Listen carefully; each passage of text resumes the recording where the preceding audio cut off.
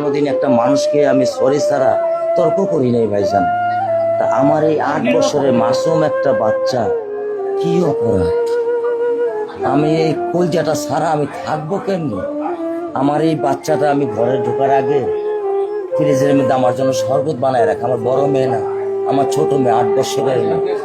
বাবা শরবত ছবি এখানে লাগাই রাখছে, বাবা তুমি আমাকে নিয়ে যাবা। আমি বলছি, আল্লাহ বাবা তুমি আল্লাহর কাছে যাও, আমার তো নেওয়ার দিয়ে যাওয়ার ক্ষমতা নাই। আমার মেয়ে আল্লাহর কাছে চলে গেছে, আমার মেয়ে আল্লাহর কাছে চলে গেছে।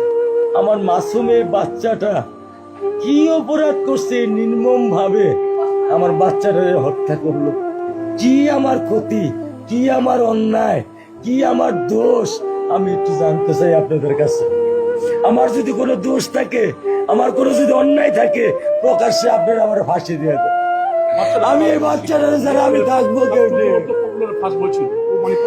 আমি কেমনে আমার এই কলজা টুকরা ছাড়া আমি থাকবো? আমার পক্ষে সম্ভব না। দিনে ও 50 থেকে 100টা কল দেয় আমারে, বাবা তুমি কখন আসবা, বাবা তুমি কখন আসবা, বাবা তুমি কখন আসবা। 8টা বছর আমি আমার বুকের এই ঘরে ঘুম পাড়াইছি। আমি আজকে আমি কার সাথে ঘুম আসবো? আমি কি দিয়ে মনে সান্ত্বনা দিব? আমার অপরাধ কি?